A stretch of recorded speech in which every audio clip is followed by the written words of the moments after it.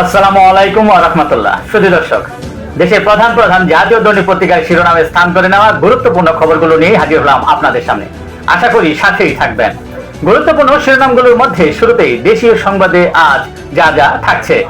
জুলাই গণ অভ্যুত্থান কোনো ব্যক্তি বা দলের একক অর্জন নয়, বরং দেশের সব মানুষের সম্মিলিত আত্মত্যাগের ফল বলে মন্তব্য করেছেন প্রধানমন্ত্রী তারেক রহমান।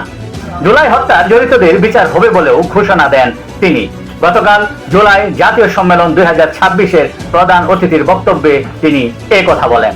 তিনি আরো বলেন, প্রতিশোধ নয়, দেশের মানুষকে ঐক্যবদ্ধ করে সামনে এগিয়ে যাও।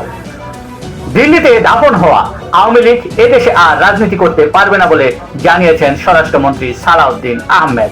তিনি আরো বলেন, শিগগিরই দল হিসেবে আওয়ামী লীগের বিচার শুরু হবে। রোহিঙ্গা অনুপ্রবেশ রোধে সীমান্তে কঠোর নজরদারি বাড়ানোর সিদ্ধান্ত নিয়েছে বিজেপি ও কোস্টগার্ড। রাখাইনে বিমান হামলায় কাঁপছে টেকনাফ। দুই দেশের মানুষে মানুষে সম্পর্ক জোরদার করতে চায় যুক্তরাষ্ট্র বলে মন্তব্য করেছেন বাংলাদেশে নিযুক্ত মার্কিন রাষ্ট্রদূত ব্রেন ক্রিস্টেনসেন। দলের সিদ্ধান্ত না মানলে স্থানীয় নির্বাচনেও কঠোর থাকবে বিএনপি। সাংগঠনিক শৃঙ্খলায় জোর দিচ্ছে দলটি। জুলাই অবমাননা, শাওন, মাহি ও ফারজানার বিরুদ্ধে থানায় অভিযোগ। সার্ভার বিভাগ যাচাই বাছাই করে পরবর্তী ব্যবস্থা গ্রহণ করবে।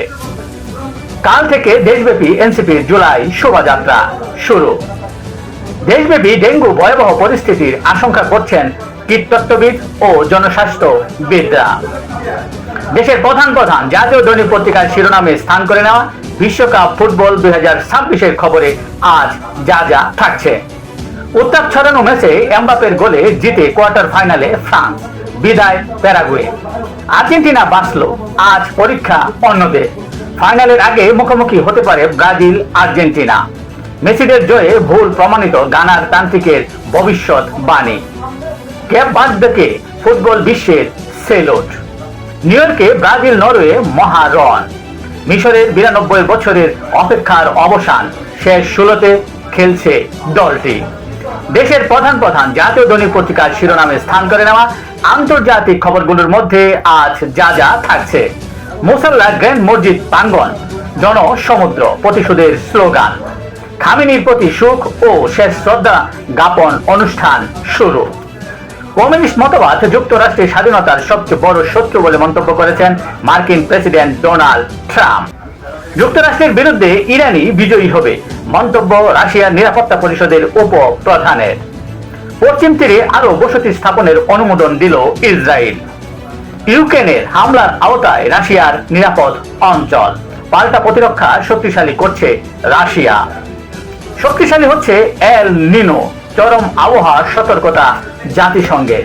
এই ছিল দেশের প্রধান প্রধান জাতীয় দৈনিক পত্রিকার শিরোনামে স্থান করে নেওয়া গুরুত্বপূর্ণ খবরগুলো। আজকের মতো এখানেই।